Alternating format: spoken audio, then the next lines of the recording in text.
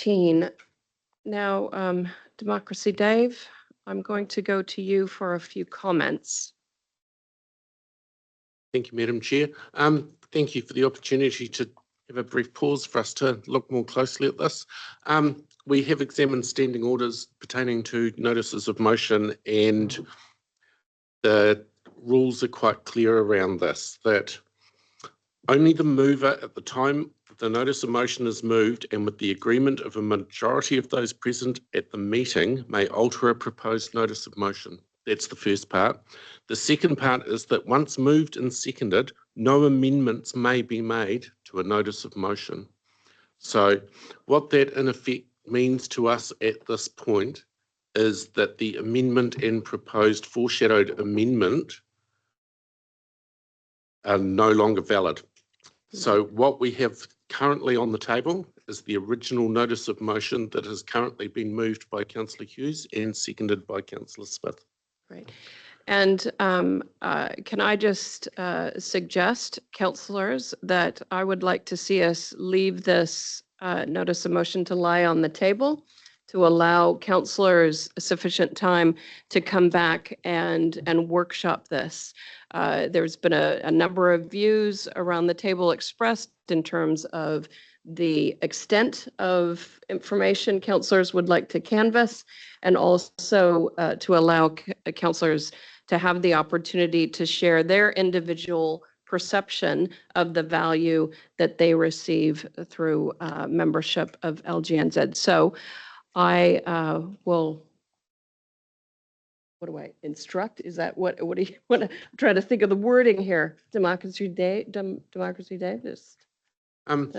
just leave it to lie. We can leave this to lie on the table. There, if councillors have a view where they would like a formal motion to that effect, they can do so, but I'm happy to just note that in the minutes. We'll just note that in the minutes, and we'll note as part of that we will leave this to lie on the table until the June meeting or earlier. And I'm just stressing that it could come earlier, as long as we can get this time in our calendars to workshop this more thoroughly.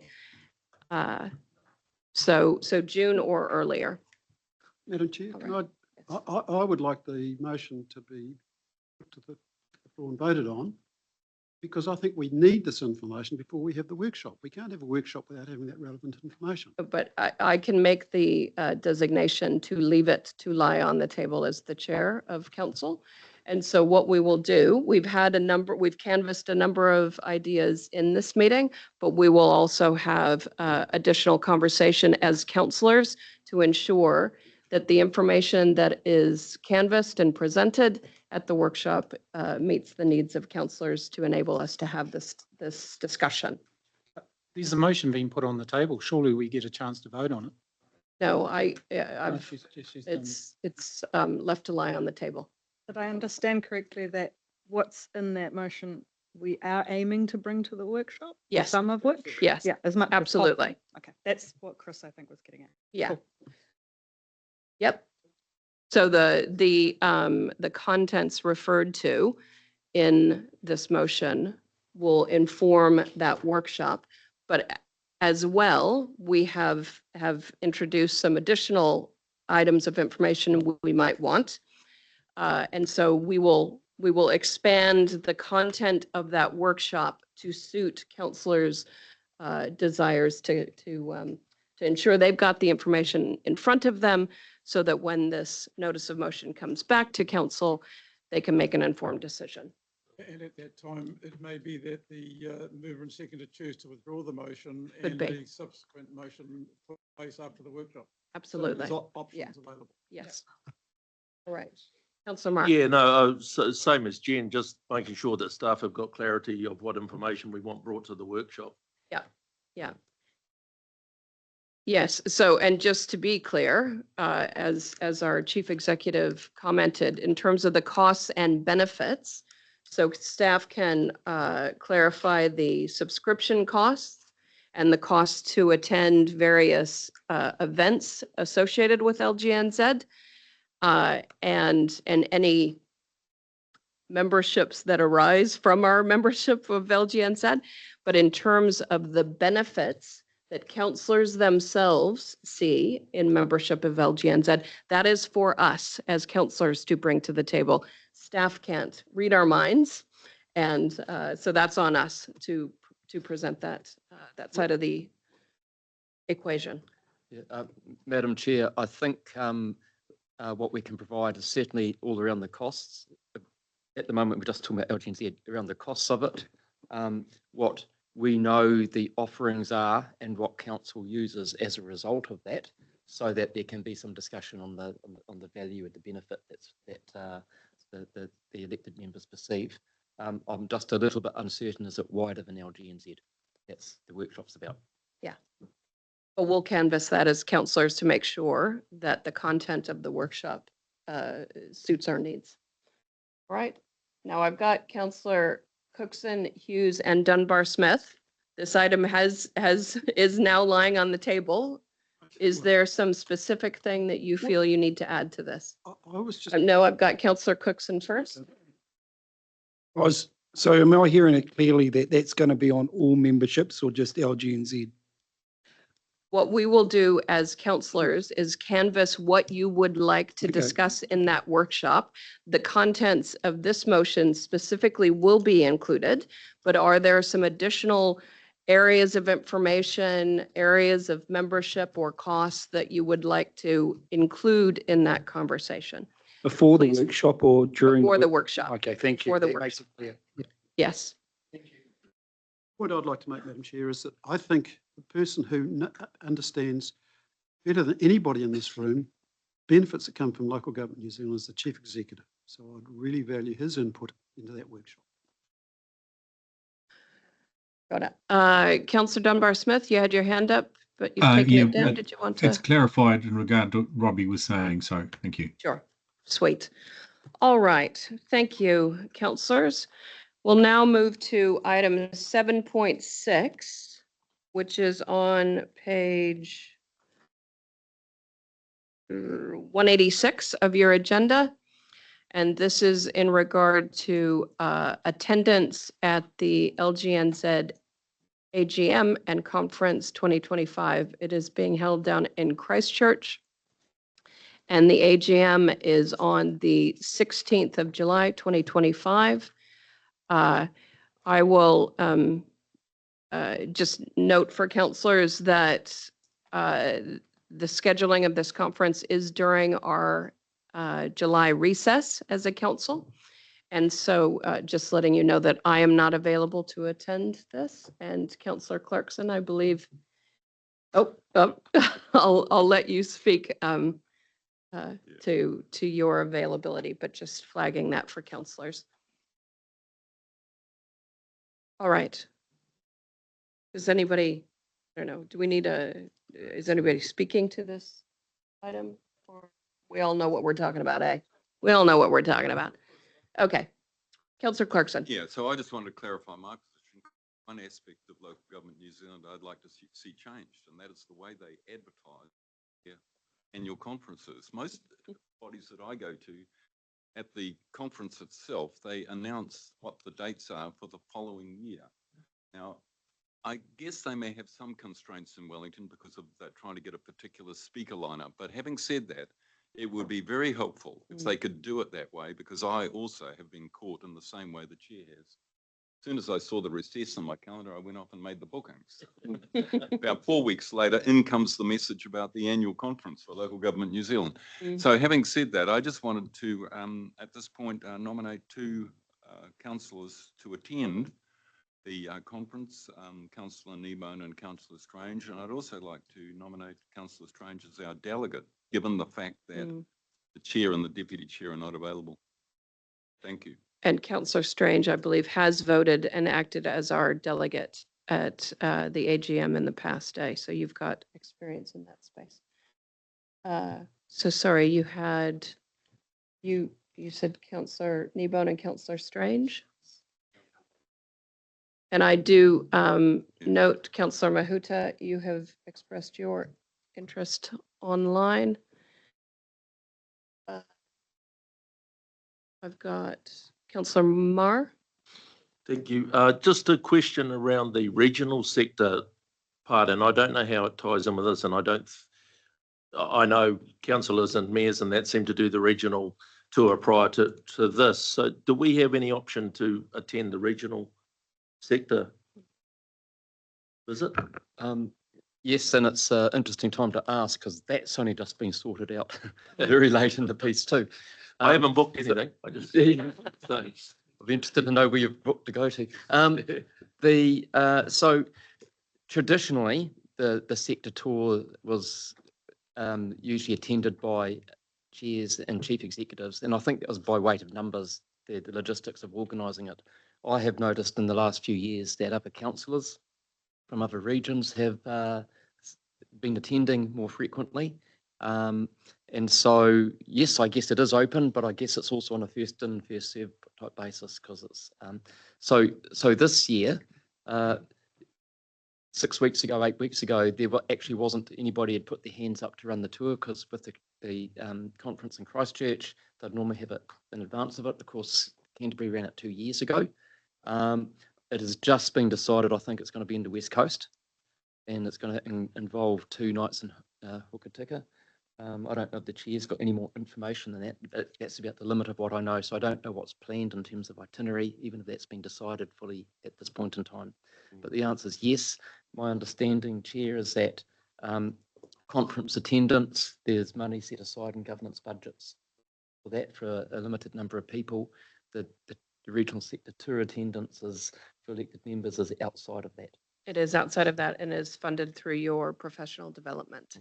Well, So, thanks for that, Chris. And it was mentioned to both Robbie and myself when we were down in Wellington last time that how come we don't go on the regional tour? So I'd certainly like to indicate a desire to go on that, and I think Councillor Cookson is of the same. And not sure how to progress that, but if it's noted here and minuted, and then we can look into it further, I guess. So so the motion that we're discussing though is outside that. for the conference. Can I get an indication, are you, and this is a collective view, are you expressing interest in attending the conference, or are you expressing interest in attending the regional sector tour only, or both? So we've got, wait a minute, let me make sure I've got everybody. So I've got. Sorry, Madam Chair, just while you're capturing that, and I think it is useful to try and get a feel for what the interest might be, because I'll need to get it. I'll need to get some information, and I'll need to let them know in terms of numbers. Yeah. Well, for me personally, it's first and foremost the regional sector, and happy to leave that space open for someone else that may want to go to the LGNZ piece of it. Okay, and I know Councillor Kneebone, you were interested in conference as well as regional sector? Correct, and just FYI too, and Warren, you'll know this, I'm just not quite sure how Warren and my time commitments are going to be with the coastal plan too, but we'll try and get that nailed down next week, possibly, Warren, We might need to, Yeah, so sounds like there's dates, so hopefully we can get that tidied up, Stu. Yeah, totally agree. Yeah. Thank you. Okay. Yes. Can you use your mic? Just seeking clarity from councillors Marr and Cookson. Is it regional sector tour only or both? No. I haven't answered yet. So for me, I'm okay to do both, but my priority is the regional tour. So if it leaves the space for someone else to do the LGNZ piece, another councillor, then I'm happy not to do LGNZ, if that's clarity for you, Councillor Smith. Yeah. But I don't want to cut someone else out for that. And if it costs me, then that's fine, Okay, Councillor Cookson. I'm the same as Councillor Marr. I'm happy to go to the LGNZ conference, but I'm really wanting to go to the regional sector tour after talking with the chair of Northland last year of how that fits in our space a lot more, and what the benefits we could get out of of being with other councillors from other regions instead of the TAs and community boards, that there'd be a lot, we'd get a lot more from it. So that's, yeah, thank you. And Councillor Strange? Yeah, could you just clarify the cost of the regional sector tour and where that costing comes from? The cost Yeah. comes from your professional development budget. Just like when I attend, it comes from my professional development budget. But we don't have any indication of the cost of this particular tour yet. Yeah, I mean, I would also be keen on the regional sector tour and conference. However, yeah, details to be worked out.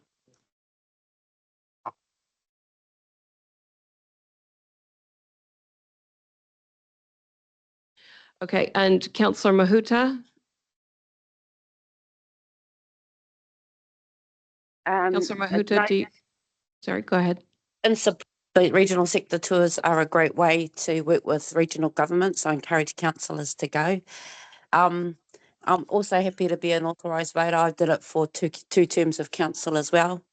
My interest is in supporting councillors while we're there, but I just note I would attend to Maruata on our behalf, which is normally a day before before the conference. Yeah. Hapai, thank you.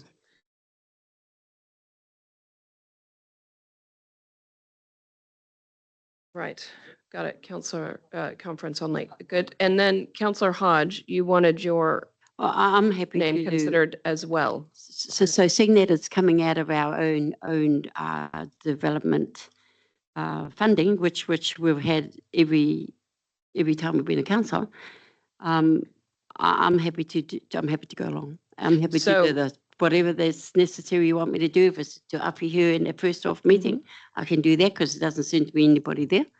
And I'm also happy to do the regional sector tour as well. So what I'm saying is I'm available to do the whole lot. To do both? Yeah. Okay. Thing is coming out. All righty then.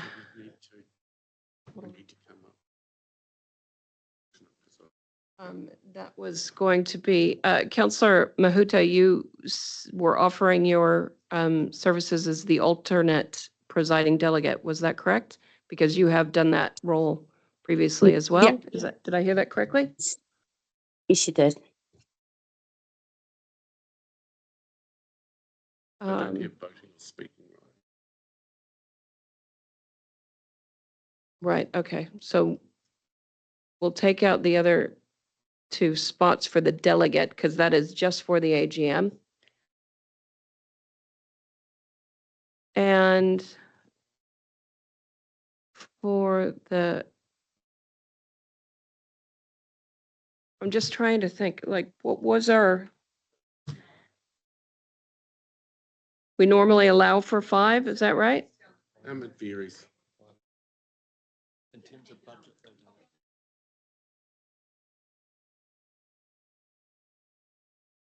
All right. Sorry, what are we doing?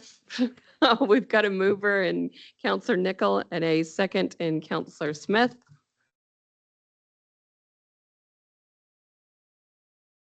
Great. Sure. If my, whatever it's called, allocation of training budget is not utilised fully or at all, is it able to be transferred to others who are getting a bit short? I think we have discussed that in the past, and some councillors, as I recall, Councillor Hughes and Councillor Graff have both said that they were happy to make their professional development budget available to other councillors, so that that's fine with me as long as it's noted, Madam Chair. Yep. All right, we've got a mover and a seconder. All those in favor? Opposed? Carried. The book report afterwards. All right. Okay, councillors. We will now move to item 7.5.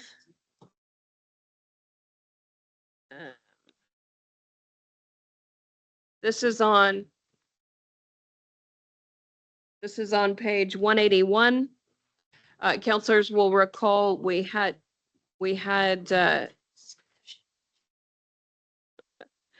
all right, so this is item 7.5 of 7.5, 181 on your agenda, implications of the North Island severe weather events for Waikato Regional Council. Councillors will recall that this was on our agenda last month, and we didn't have staff available to speak to the item. And so it is brought back in front of us. And if I recall correctly, this is essentially a summary of the two workshops that councillors have already participated in regard to the information that came out of the overviews, right? But I'll pass it over to Director Ryan. Kia ora tātou. Thanks, Madam Chair. Good morning, councillors. Yeah, so you're right. So this paper was requested to basically put on record the two workshops that were held with yourselves prior to Christmas around the North Island severe weather events, and especially bringing together the various recommendations that were received by Hawke's Bay Regional Council that had potential implications or relevance to this particular council. I'll take the paper as read. I have highlighted some of the key areas under the reviews from paragraph 12 onwards, and just identified some work that is currently underway. What you'll note is that there is a wide range of work that contributes to our flood preparedness and resilience, and it is reported to council through different means. Certainly, many of these topics do come up through the Integrated Catchment Management Committee, but there are other elements that, for example, are delivered through our Science Policy and Information Directorate as well. I would provide a couple of updates on some key things around flood telemetry and communications, just noting that there is a project underway at the moment to improve the resilience of that, and particularly to broaden the communications approaches for some of our key sites. This includes a proposal that was put forward to Kanoa for funding through Tranche 2 projects as part of Before the Deluge.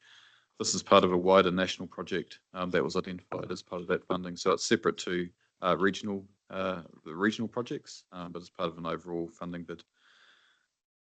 Flood modelling is progressing well. And I think one thing that we did discuss at our workshop was around our computing power within council. And I'm pleased to report that we do have a new and much more powerful and appropriate computer in-house. It's currently going through, I guess, commissioning, for want of a better word, to get that going and providing the service that we are needing from it. And of course, our computer modelling continues to support a number of projects that we have underway, including scheme reviews and adaptation planning. One particular one being the Hauraki Plains Adaptation Plan that's currently being led by Hauraki District Council.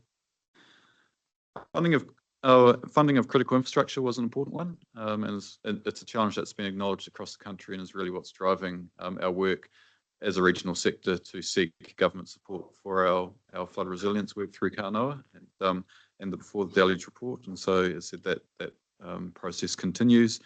And if you recall as well, council committed to a project to look at how we do fund our critical infrastructure through the recent long-term plan. And that project is currently getting underway. The last one there, it was just acknowledging the broader role of community resilience in the conversations that we have with our communities and district councils, and just noting that the team continues to have engagement in quite a range of projects that are underway. They include the Thames shoreline management work, Wharekawa, Port Waikato, Hauraki Plains, and there are also discussions currently underway for some other district councils to start similar adaptation conversations. And of course, this is alongside the work that we're doing in the CITIF space, which is effectively applying the same principles for community adaptation, but in a slightly different context for our infrastructure. Madam Chair, I'm happy to leave the report there and take questions. Thank you. Right. I've got Councillor Smith, Nicol, and Mahuta. Councillor Smith. Thank you. Excuse me. Thank you, Madam Chair, and thank you, Greg. When the investigations were being undertaken through the Hawke's Bay flood, etc., at one of our weekly meetings with Robbie, Greg, and myself, I raised the issue of those reports, and as soon as they were available, that the recommendations, shortcomings, etc., were reviewed by staff, and Greg ultimately did that. And we have had these 2 workshops. So the paper that we have in front of us summarises those workshops. But what I think is missing, and I would be more comfortable with, and I look at the fact that Hawke's Bay Regional Council is being sued because it didn't do certain things, interestingly, by their own insurance company on behalf of others. The long and the short of it is, there's comments on page 185 under community resilience. It needs to take into account the needs of communities, and then under funding, there is need to consider how this work is funded. What I would like to see is a report that actually identifies what the need is, what we're doing about it, not what needs to happen, what we are doing about it, so that we can identify should an incident, and heaven forbid if one was to happen of that magnitude in this region, but that we have identified the issues, that we've actually got an active program in place to address it, and timeframes. So whilst I thank Greg for the report, I think it's not what I was expecting. I think it's deficient to cover off, we've got to mitigate the liabilities of council going forward. So I would like to see more work done and a report brought back to council to identify what, by when and by whom. And I think realistically, that's probably all I want to say at this stage. It's good, but it's not enough. Thank you. Yeah, and through you, Madam Chair, I'm happy to respond to that request. Sure. Yeah, as said, there's many work programs underway. Some of them do get reported through our different committees, but I'm happy to provide an omnibus paper that brings it all together succinctly for council. Yeah, for example, that computer that's just been brought in, it's noted under there. But we want to capture that we have now got a computer that can do X, Y, Z, yep. So it can identify that we're actually taking steps to mitigate and the ability, etc. So regularly coming with that through ICM or otherwise, but it's just ticking the boxes. Thank you. Councillor Nicol. Thanks. Yeah, and I gave Greg a heads up yesterday. It follows on nicely from what Noel was just talking about. But when we looked through that table in the report saying that there's stuff happening, my question was, where is each of those things being tracked by governance? I think that we need to take the responsibility to make sure that it is happening at the pace, and the pace is dictated by what we give budget-wise.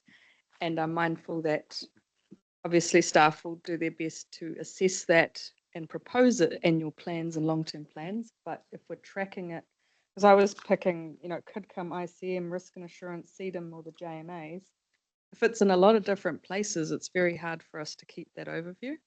So yeah, just if we could do what Noel said and incorporate that, that'd be great.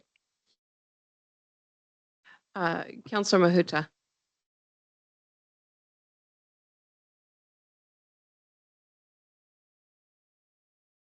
Again, don't want to labour this. Along the same vein as Noel, just wanting to know what sets of actions are we taking that we can count against this resilience framework, because I think that be saying to know the hazards and the risks and what's required is one thing. To do anything about it and to show that we did act would be something that we could give the next council in confidence, saying these are the next steps as you go to review plans into the future. So thank you, Pamela. Thank you. Councillor Hughes. Thanks, Madam Chair. Thanks for your report, Greg. Just a couple of points that I'd like to make.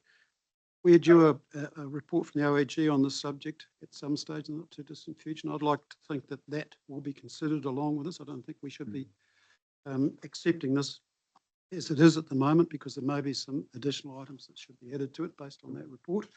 And the second point, just in answer to Noel's question regarding Hawke's Bay, in my view, the Hawke's Bay Regional Council were clearly negligent, and that's why their insurers have turned them down.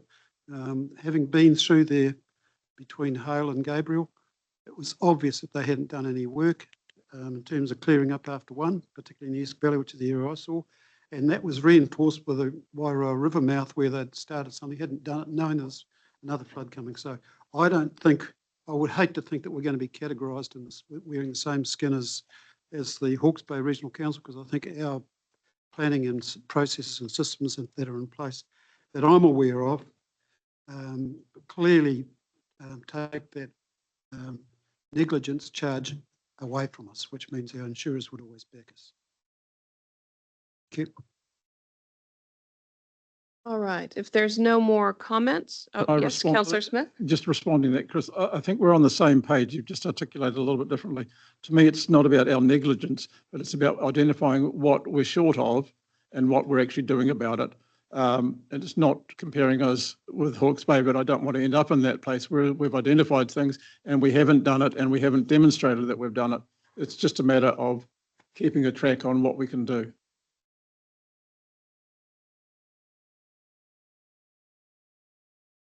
All right. Thank you very much, Greg, for bringing that back to us. We've got a mover to receive the report in Councillor Hodge. We've got a second in Councillor Hughes. All those in favor?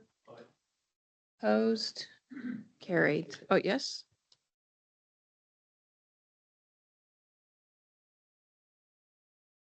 Yes, we will note that action.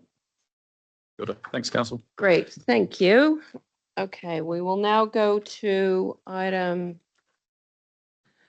6.7. 7.7. Good night. Right.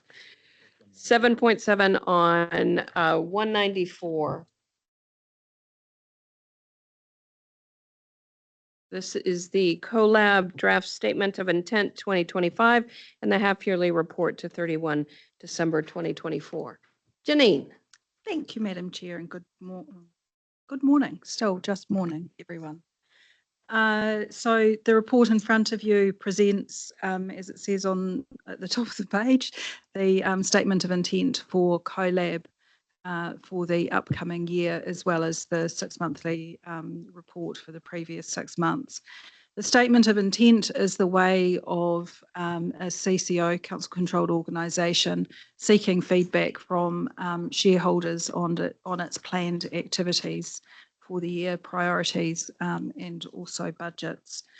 So the report, happy to take as read, sets out some of the key matters, probably just a couple to call out.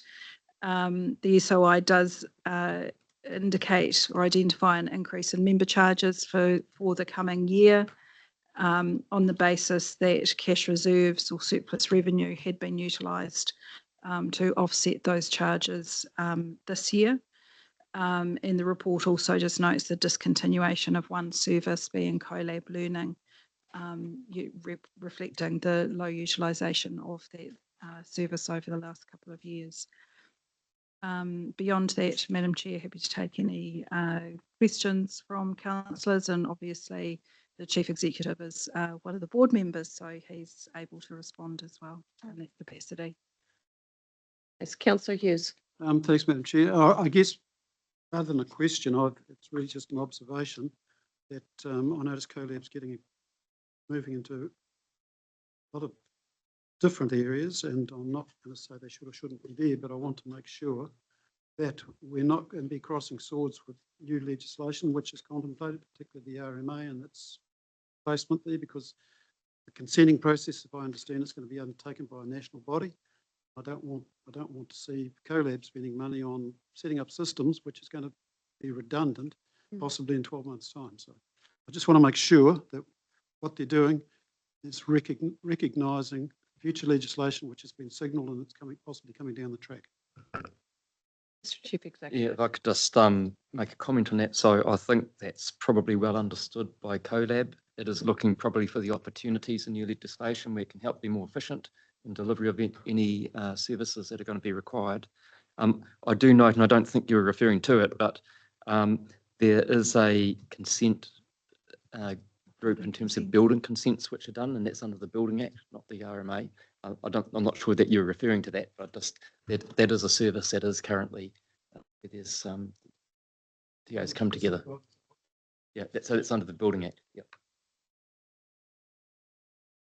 Councillor Nicol.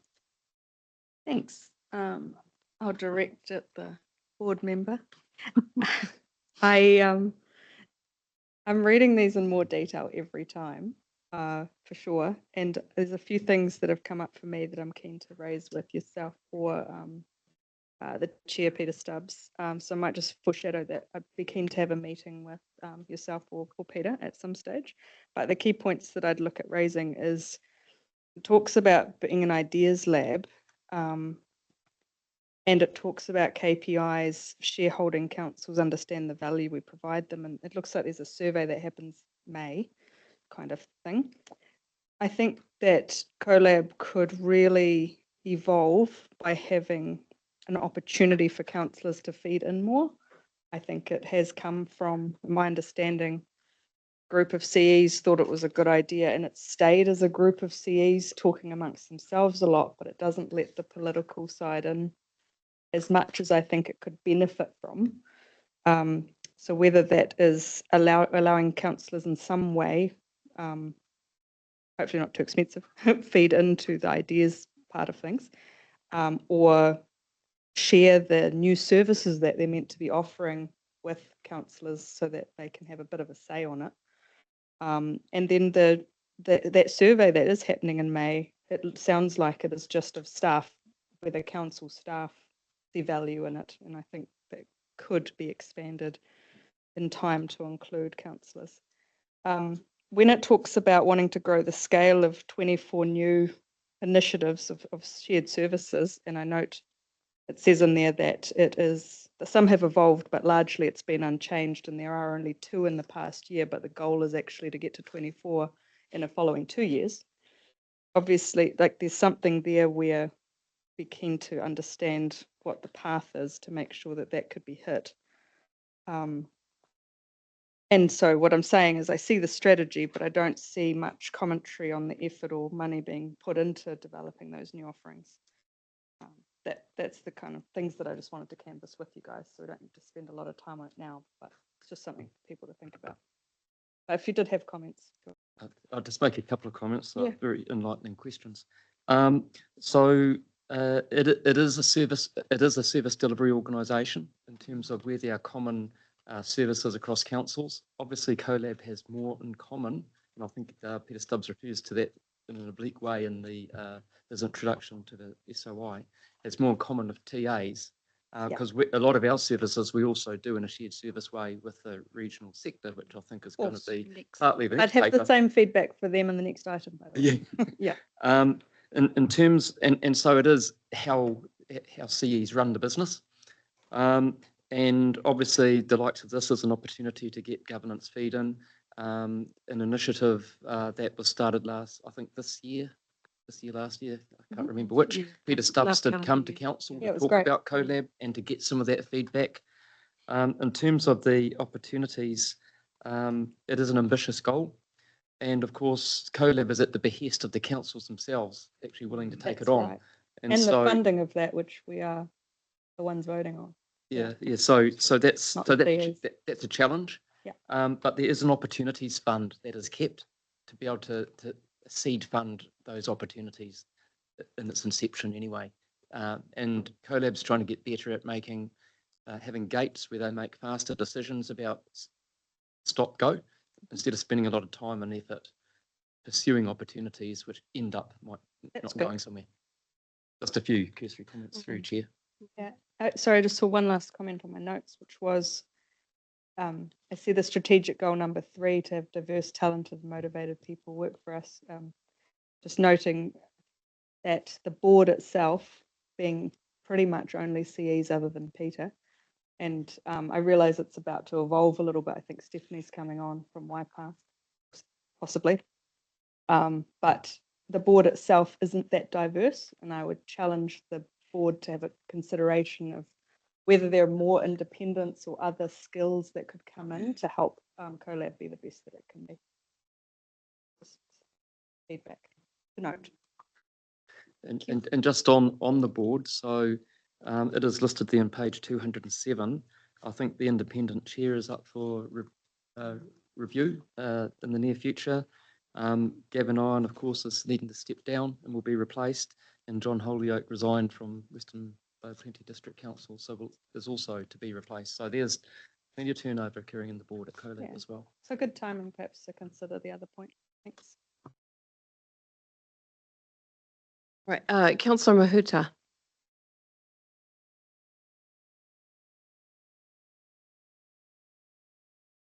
Kia ora, Chris, and thank you for the report. One thing I think COLAB needs to think about is how it reports on its impact investment for councils, because it's always something we're having to convince ourselves of the value of the collaboration and the cost value. So again, in preparation for some newer incumbent members, if we could have that view from the past few years, because otherwise this is the third time I've heard council convince ourselves that these collaborations are worthwhile our effort and investment because we're the one holding it together. I know we work with others, but again, just testing that one, Chris, where we could get to form a view for the next, provide some useful information for the incumbent council. Thank you. Thanks, Councillor Mahuta. Councillor Hughes. Yes, sorry, Madam Chair. And it may not be necessary, but there is a way of formally communicating with these council-controlled organisations, which is with a letter from our regional council through our representative, being chief executive. So if anybody's got anything that they want to communicate directly to the board, that's the normal formal way of going about it. Madam Chair, and I think that today is a good opportunity to be able to do that with the draft statement of intent as well, to be able to receive feedback to formally put that through. All right. Anything else on this item? Got a mover and Councillor Nicol and a second and Councillor Hughes. All those in favor? Opposed? Carried. Okay, we'll now go on to item 7.8, which is the RSHL draft statement of intent for 2025-26 and the half-yearly report to 31 December 24. Janine. Thank you, Madam Chair. So this is the same process for our other council-controlled organisation that council is a shareholder in. While Chris is a board member on COLAB, I'm a board member on Regional Software Holdings Limited. So any particular questions on this, hopefully I can help respond to those. A couple of key points to call out from this statement of intent is really wanting feedback from shareholders in terms of what the board has identified as our primary focus, not our only focus, but primary focus over the next 3 years, which is the successful implementation of IRIS NextGen in participating councils. That's a huge investment. It's a critical system that will support council operations. So wanting or inviting feedback from shareholders on that point. Also just note that there are recommendations from the board in relation to a change in the board structure. So that includes the appointment of an independent chair, as well as looking at filling a current director vacancy with an additional independent member. Now, obviously that brings an additional cost. That has all been factored into the budgets that are set.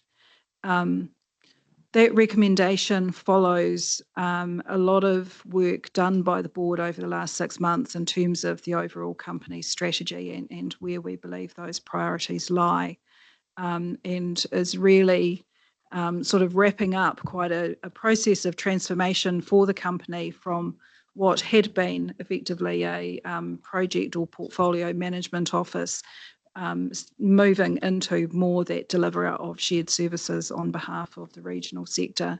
So in order to be successful with that, the right skills and capabilities are required around the table. So I'm happy to take any questions on it, Madam Chair. Got Councillor Hughes. Thanks, Janine.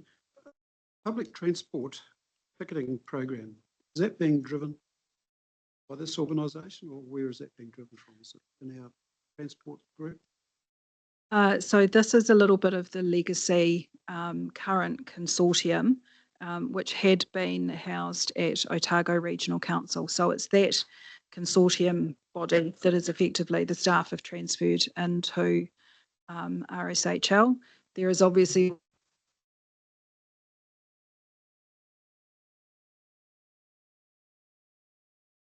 in terms of our contribution into that. Okay, so this is not part of the national ticketing program? No. Okay. Thank you. Madam Chair, if I can just help with that. So I understand the national ticketing system has been led by NZTA. It's not a council-led process, but obviously we've got to work out what our place, if any, is in delivery, and Phil King might be able to advise on that. Yes, just so through you, Madam Chair. They are two separate processes, and previously the operation of the B card platform was being led by Otago Regional Council, and the movement of that into RSHL has allowed a more consistent delivery method with these other initiatives to be followed for that. The transition to national ticketing is absolutely being led by NZTA.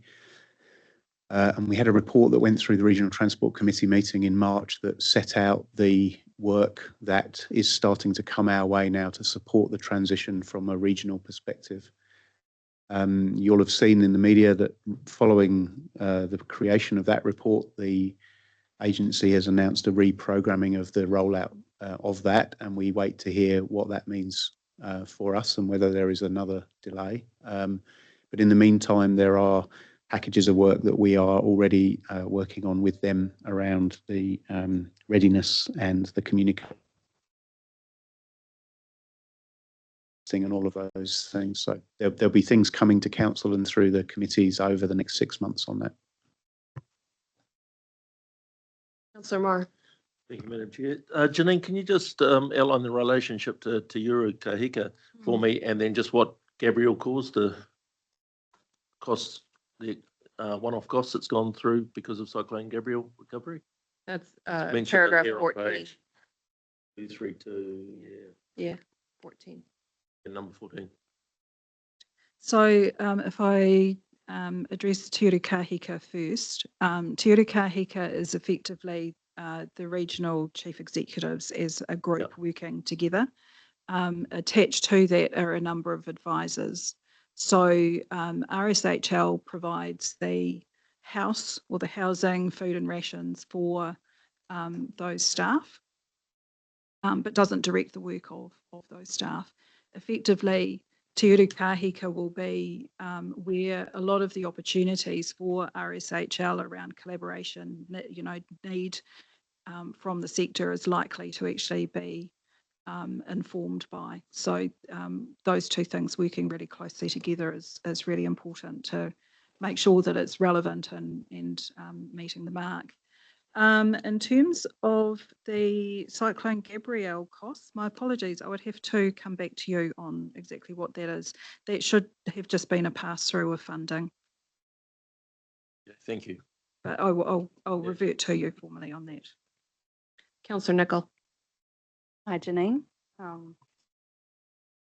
The statement of intent, do agree independent chair would be likely to be a really good move, just from what I've heard and what I've experienced of that myself. Since you wanted feedback on that specifically, can you just define for me, because it says in there customer, who does, because it wasn't fully coming through by definition, who does RSHL define as the customer in their statement of intent? Yeah, been a lively discussion around the board table in terms of shareholders versus customers and who goes first. And obviously, as a company, we need to look after the interests of our shareholders first and foremost, but we achieve that through customers. Effectively, there is quite a lot of overlap between shareholders and customers because we are doing work for the regional sector. But customers can be non-shareholding councils and it can be others within the local government sector as well. But primary focus is really on making the regional sector successful. Yeah. That did come through, actually. I didn't see that. But that's good just to understand from your point of view. I think that most of the comments that I was hoping to come through for CoLab around councillor involvement might also apply here. So just for Te Urukahika itself, as the segment of the larger RSHL, to have a think about what is the way of involving councillors perhaps for ideas. I'd love to know what the pathway is, that if you have an idea of how the regional Te Urukahika can that mandate. To do that, and also from what Tipper said before on the previous item, you know, the impact and the value that's provided, and just checking in on that repeatedly with councillors as well, not just with staff. Yeah. Yeah, and certainly agree on that last point in terms of how we measure performance. Yes.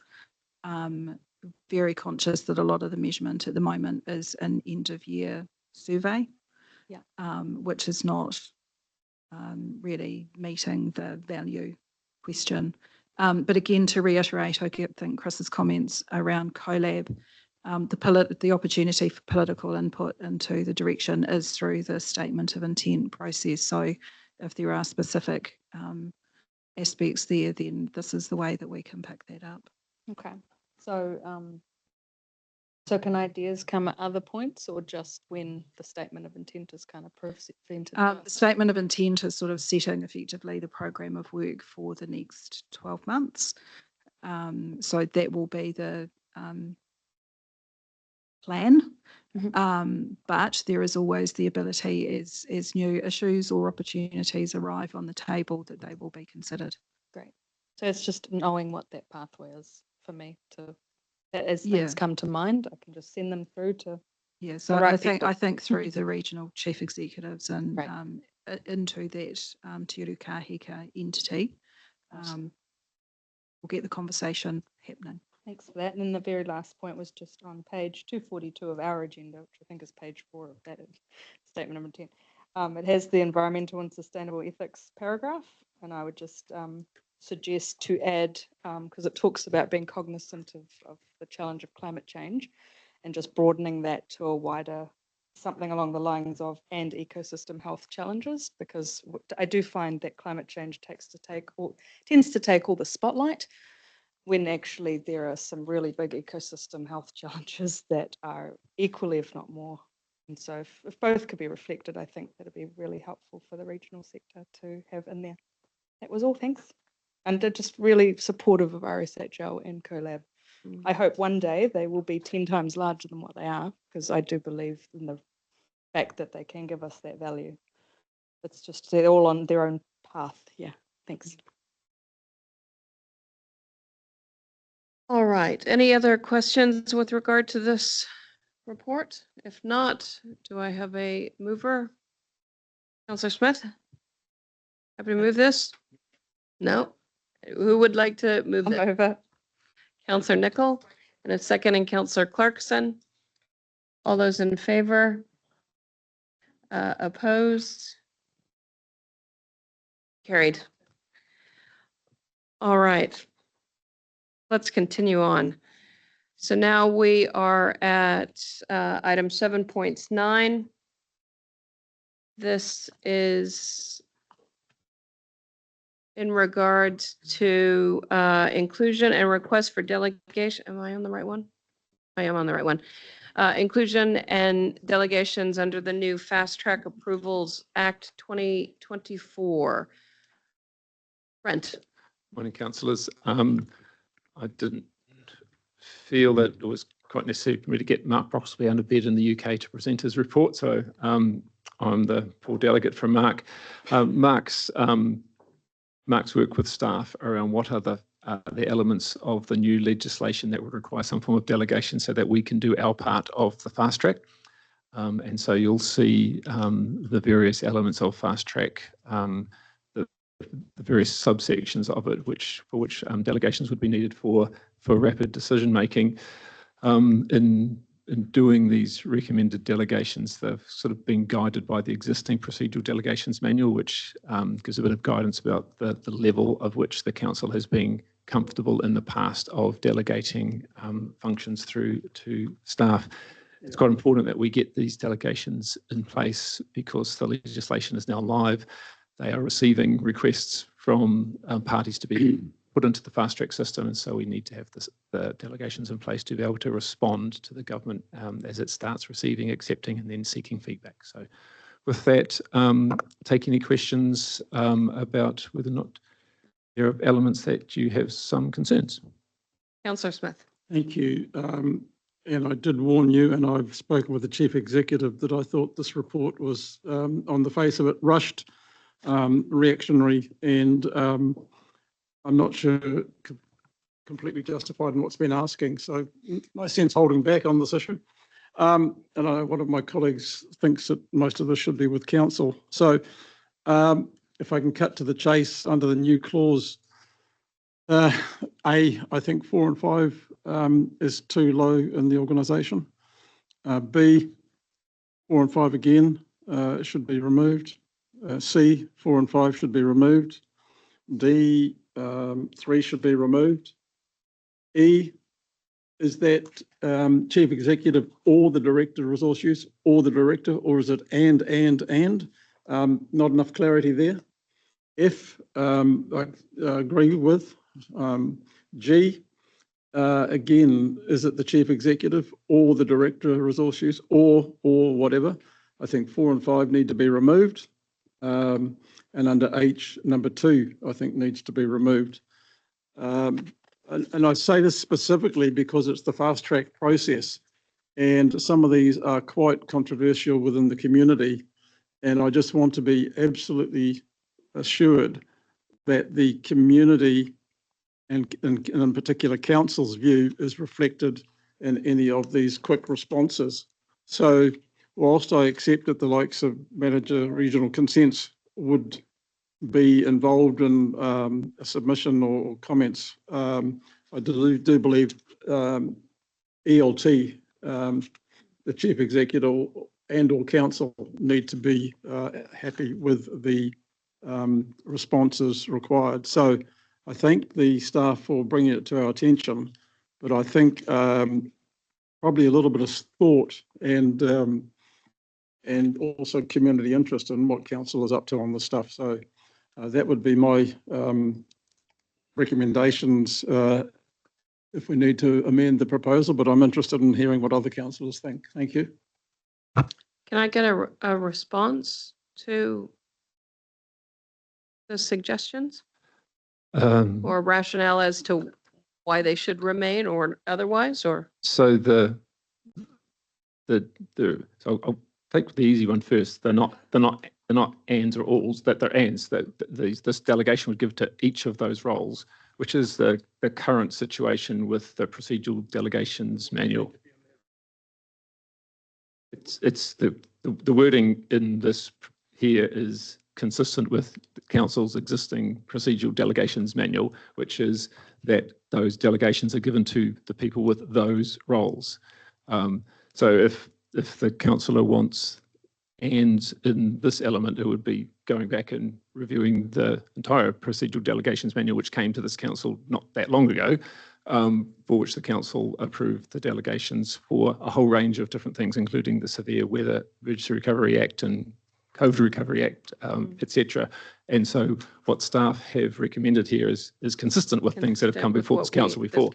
What I'm hearing from Councillor Smith is that the council wants to revisit, and absolutely that's the council's discretion to revisit the delegations that the council has provided, but what was being recommended is based on previous council decisions about the level of delegation, which reflects effectively delegating to where that work occurs. The work is the specific nature of the requests that come in are around identification of issues, identification of matters that are of relevance to this council in terms of its policies, and making sure that that information is before the decision makers So we have a particular role that we have to play.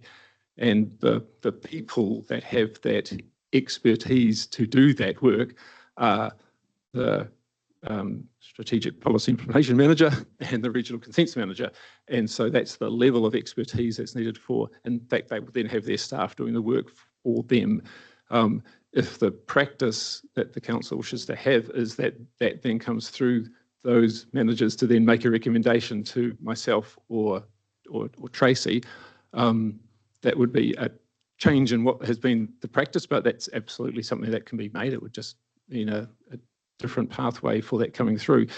The reason that you have these things at the level where that expertise is required is because we have to have rapid turnaround, and we wouldn't want to have a situation where We're calling extraordinary council meetings. extraordinary council meetings, or we can't get the feedback that's needed because Chris is not here or I'm not here.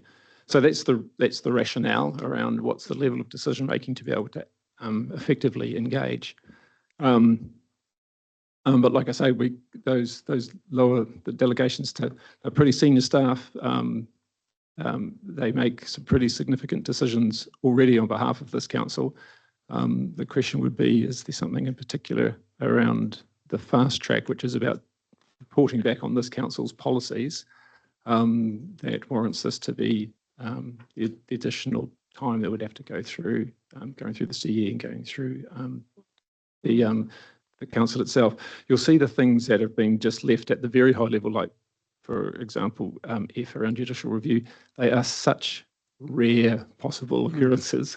There's still timeframes in the Act around timing, such rare situations that it's appropriate that it would only be done by the Chief Executive. The part E, which is around appeals, that's a delegation that the Director of SWI has already in terms of appealing decisions of other councils, and so it's just reflective of the level of delegation that the council has already put in place. So that was the background. Councillor is trying to be reflective and consistent with council's existing delegations. Just respond to that. So what you're saying, if I understand it, is that elsewhere in the delegations, say for example under E, elsewhere it just states Chief Executive, semicolon, Director Resource Use, nothing, Director Science and Policy, but it means and, or does it mean or? It's all of them have that delegation. Any one of those three roles could, any one of those three roles. Right, well, the way it could be read is that it requires all three. So what I'm asking for is specific clarity, Chief Executive or Director Science Policy, so that it can't be misread and challenged. But what, Brent, if I understand you correctly, you're saying this is the format our standing delegation has. Correct. And I'm saying that So if you are unhappy with that, then we need to revisit the delegations. we need to, if they're That, not just the fast track ones, but the overall delegations manual or whatever we call it. Yeah, and I would be very that what you happy want? that that was done so as to take away any ambiguity. So I'll, as I said, I'll leave it open to others to have their opportunity to say. Thank you. Yeah. It's an interesting comment that's raised. I think I might try and get advice on that if it's necessary. Whether listing people who have a delegation means it's implicit that they're all empowered to make a decision, or whether they're all required to collectively make the decision. I think before we have to go through and do the whole manual, I'll just get some advice on it, because for the point that you've raised, Councillor Smith. Yeah. Councillor That'd be great. I think what Chris is proposing is right, because I'm also a bit confused by the punctuation and the fact that it starts with a colon, then it jumps to a semi, and then it's got the others without anything else. So sorry to be so technical, but if you could just clarify, that would be great. And it's too bad we didn't pick up on these things when we just recently approved the delegations manual. Yes, so it's a good suggestion, Chris, but I suppose the more substantive issue that you're raising, Councillor, is whether or not the level of delegation is And we'll appropriate. get the advice on that. And Oh, no, it's up to the council to decide whether or not you feel that this level of delegation is appropriate. What staff have done is to be reflective of what has been. So, for example, you'll see where delegation is being restricted to directors. It's around the appeals. That in the current delegations manual gives the appeals delegation down to director. We reflected that. If that's not something that council is comfortable with, then you can remove that level and move that level up to Chris. And if you're not comfortable, but it just means that we'd have to have a process of pretty rapid turnaround to be able to get those decisions made, because the Act gives timeframes within those, because it's a fast track legislation. All right. And apologies, councillors, I skipped ahead in the speaking order. So I've got Councillor Marr, Councillor Mahuta, and then Councillor Nicol. Councillor Marr. Thank you, Madam Chair. Yeah, I guess it's probably whether 1, 2, 3, 4, or 5 is a hierarchy thing. So whether you come to number 1 first, if they're not available, you come to number 2 or number 3. But again, I think Chris is seeking clarity. So the practice, councillor, this delegations manual has looked this way for the 27 years that I've worked here, and it includes. So it starts at the top and it goes all the way down to where the delegation stops. And in practice, the delegations are made at the lowest available level unless there's a need for it to go up. And so any one of those parties would have that delegation. So Brent, my other one is where does that leave the submission subcommittee and that sort of in that space, or any sort of council oversight? So that's a separate. So this is the legislative part where they come to us to ask for views on a proposal, which is so we have a legislative responsibility, and then when they receive and then are processing, they go through their process. When they process things, they will put things out for certain parties to be able to make submissions, which is a different element, which is covered by existing delegations around making submissions on matters. So Lizette is here and Lizette could talk about what happens from our policy end if there are fast track applications that get lodged. Understanding that fast track is something the government wants to cut out layers of bureaucracy. Correct.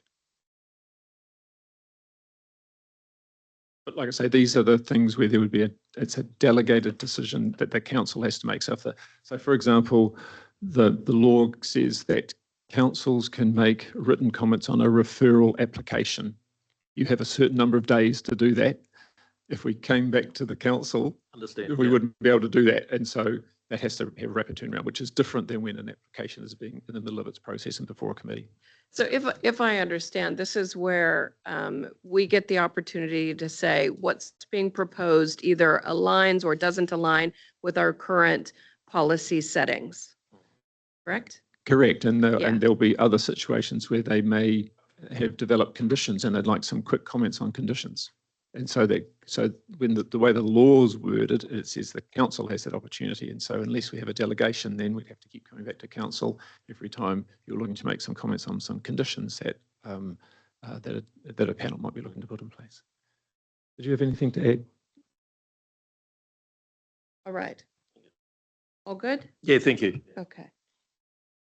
Councillor Mahuta. No, I think the questions I wanted to ask has been asked, but just in reverse, if this is how the shop runs, to your point, Brett, when for a fast track application, would it still go through the EPC? Just any reporting that there is one and that it's in a process? Oh, absolutely. Okay. The most recent EPC, there was a summary of the various applications that have gone through, not just under, we've got this fast track legislation, we've had the past fast track effective legislation through COVID and other things. So that all gets reported to EPC, Councillor. So notwithstanding the process, is there any particular areas of risk for us as a council that we should be mindful of when addressing the delegations?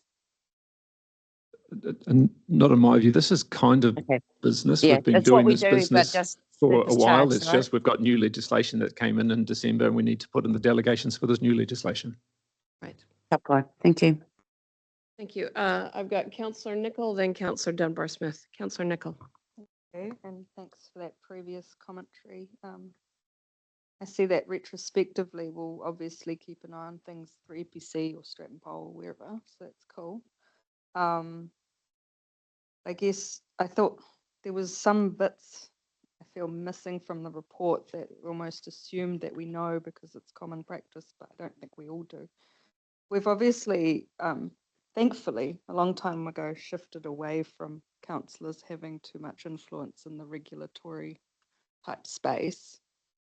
And that is a good thing. But at the same time, I think that, you know, items, actually my question will be, say for example, A, provide written comments on a referral application.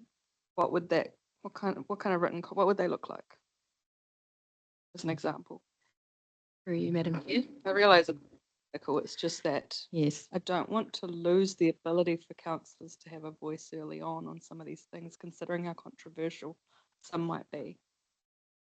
So the staff who prepare comments tend to be the same staff who prepare comments on district plan changes in my section. Yep. So we absolutely use the regional policy statement as the umbrella guiding document, and any other decisions that council may have made around planning and policy to ensure that we are absolutely aligned with what has already been decided. For example, the future-proof development strategy, any relevant policies in our RPS is how we coordinate our input, and it looks very much like how we would input to a district plan change.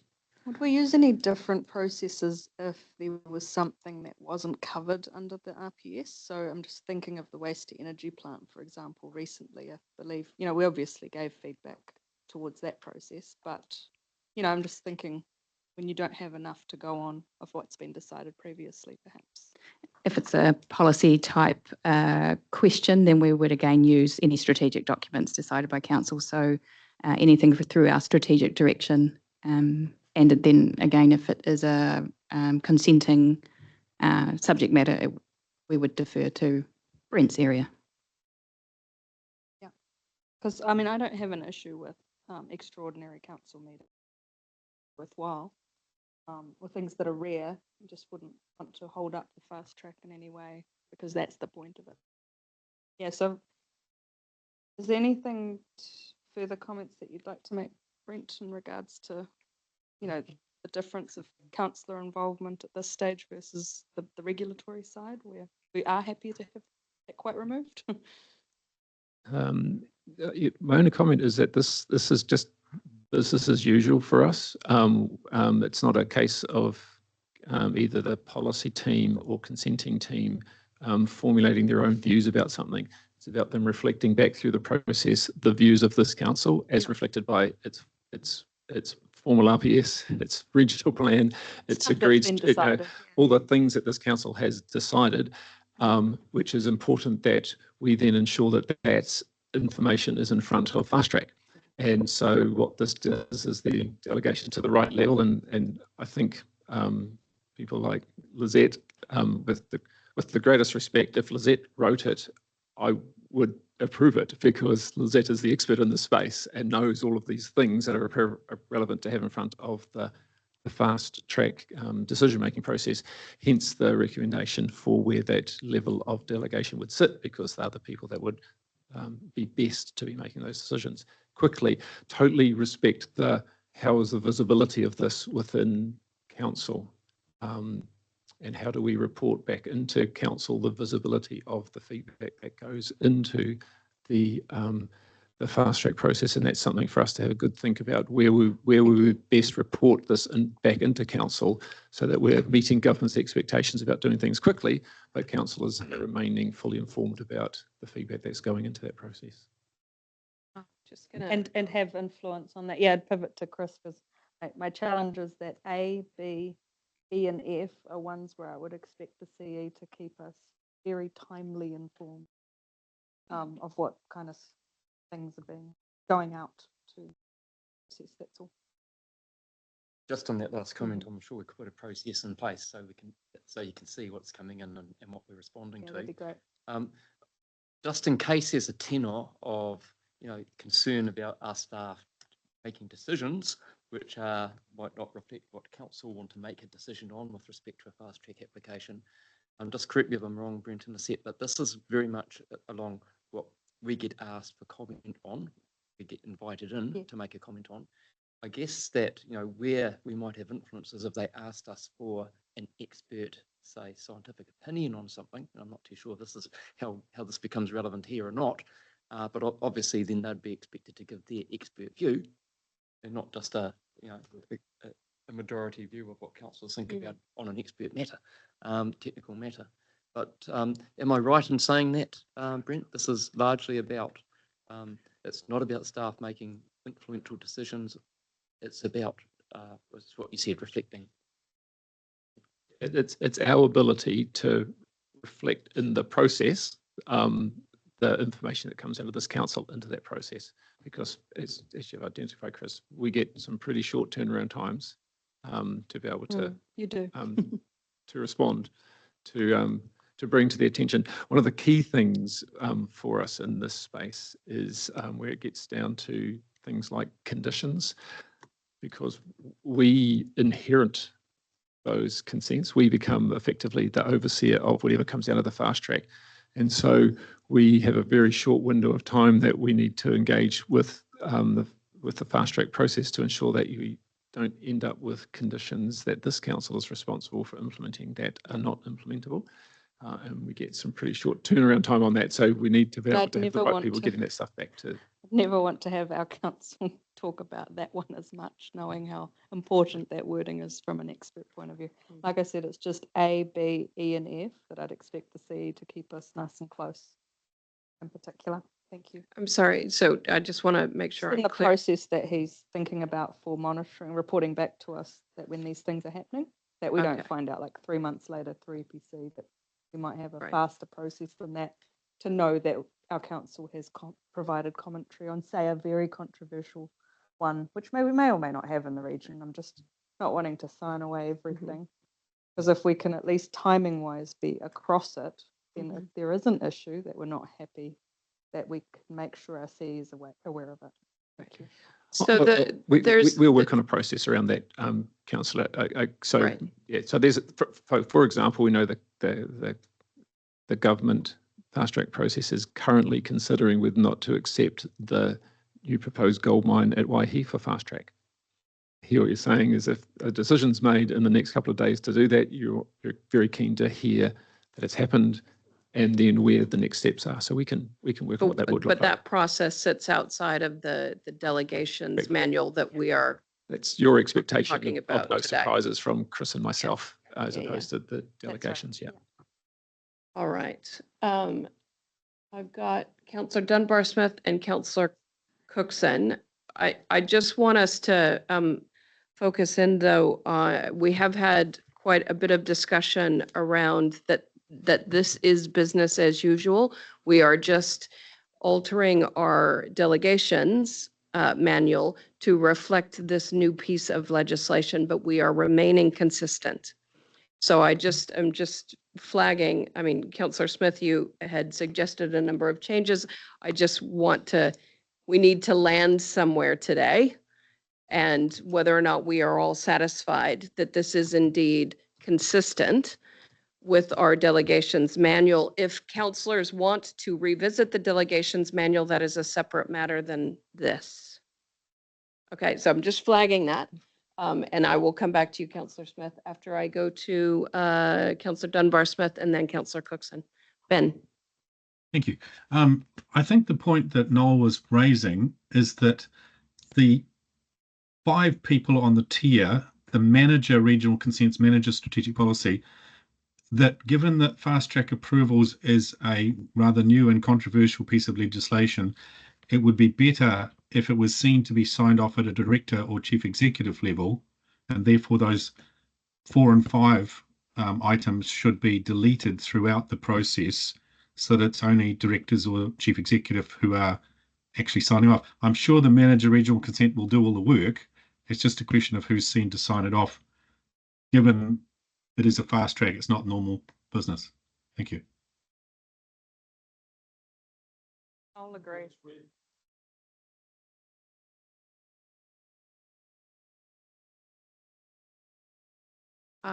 If that's something that the council is more comfortable with, it's a very simple edit to the delegations to do so.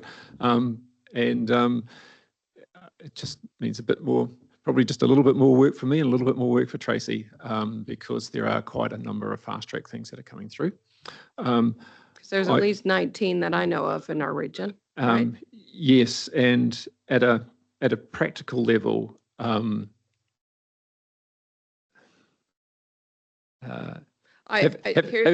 myself get involved with every single fast track to make comments on consent conditions doesn't feel like a really good use of my time, because I don't get involved with that with any other project, including projects that are going to court, going to the Environment Court, going to substantive hearings. The director doesn't oversee and check conditions on all of those things. It would be putting a level of delegation in which is kind of a bit inconsistent with where we are, where the expertise for that area sits. But absolutely, if that's what the council feels more comfortable with, then that delegation can move up. For me personally, if this is aligned with our previously approved delegations approach, I am comfortable with that. If councillors are not comfortable with that, then I would say that we need to revisit the whole delegations manual in order to address any inconsistencies that people feel are there. Councillor Cookson. Thank you, Madam Chair. I'm supportive of what Noel and Ben's question was exactly what I was going to ask. I don't have any problem with the Tier 5 writing the paper. I just want to make sure that's signed off by you, Brent. That's what I want to see. But anyway, that if we have to go back to delegations to resolve that, that's fine, but that's where I sit. Thank you. So Councillor, the manager here is Tier 3. It's a very senior manager. And in the normal delegations manual, you're quite right, Robbie, there's actually delegations right down to officer level, which you would consider Tier 5. So for this, there aren't delegations at Tier 5, which is senior officers and principal advisors. There aren't delegations at team level. It's been lifted up to the delegation at Tier 3, which is manager already. And what I'm hearing is whether or not there's a level of comfort with it sitting at the Tier 3 manager level, whether it going to the director. I guess at the end of the day, it's your call. My advice to you is I have absolute confidence in my Tier 3 managers, but we can move that. If I don't mind them presenting or the paper or whatever, but I want it signed off by you, not by the staff. That's all I'm asking for.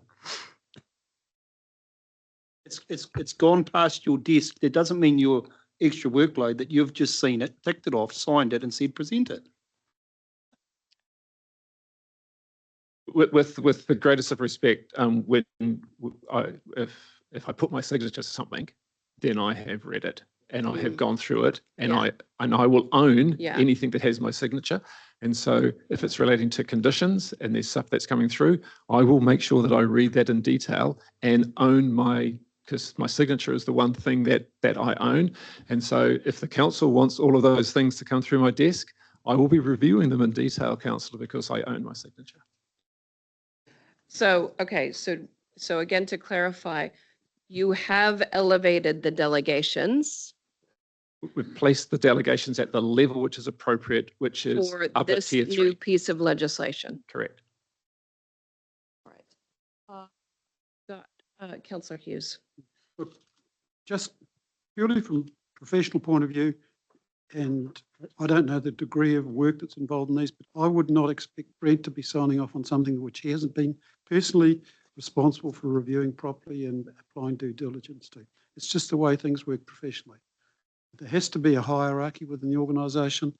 I trust management to get that right, and I don't think it's reasonable we should be asking our directors to sign off on a document which they haven't been responsible for.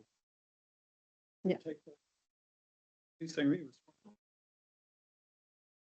But who takes responsibility for a document that lies with the chief executive? Somebody has to be accountable. The person who has prepared it and signed off is accountable. And if they're not doing their job properly, I'm sure they won't be here very long. Yeah, I appreciate that. But yeah. Councillor Marr. Happy to move. Be happy to second. So we've got a mover in Councillor Marr and a second in Councillor Hughes. Madam Chair, Yes? Chris has given an undertaking to have the layout legally checked. And it's only on that basis that I'm going to support it. So I know he's left the room, but the reality is, I believe the format doesn't reflect accurately what has been asked for, and I will support it subject to that only. So if that review dictates a change, that will be a change that applies to our whole delegations manual, right? So we would bring that back We need to. at that stage. All right. I'd really like to finish this up. Councillor Nicol, is there something? Nope. All right, we've got a mover and a seconder. All those in favor? Opposed? Carried.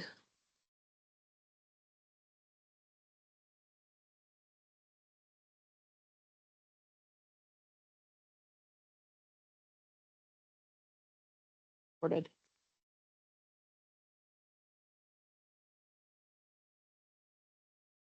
Look at that as an action. An action, all right. So, Mr. Chief Executive, just, you had indicated that you would, sorry, I'm trying to. Yes. So you're going to review the format from a legalities point of view. If it is insufficient, then that will come back through a review of the delegations manual to make any. Yes, to check that it's legally unambiguous, I think would be what the councillor asked for. Right. All right, let's get through our last item and then we are going to, our last item before we break for lunch and then come back again. Okay, so we are now on item 7.10. Sorry, any issues? No? Okay. We're on item 7.10. This is on page 321 of your agenda, the Regional Biodiversity Strategy. And we have Judy Van Rassen. Kia ora tātou. Thank you, Madam Chair and Chief Executive and councillors. So this report just seeks approval for the proposed approach to developing a regional biodiversity strategy to fulfil a Chief Executive KPI for 2024-25. And we have Angus McKenzie online as well from Place Group, who's helping us with this project. The strategy will help to guide efforts and set out the strategic priorities for restoring and maintaining Indigenous biodiversity at a landscape scale in the Waikato region. It will build on and bring together the work that Council already does alongside many other stakeholders in the region. So developing the strategy aligns with our strategic direction and meets a statutory requirement under the current National Policy Statement for Indigenous Biodiversity, or NPSIB, noting that the strategy itself is a non-statutory or not legally binding document. So councillors will recall that staff have been progressing a Waikato Biodiversity Accord as a first step, and this agreement sets the stage for how the main organisations with biodiversity responsibilities and iwi partners will collaborate on the strategy. 7 organisations have agreed to support the accord, and we're still reaching out to the others, mainly iwi entities, to endorse the accord.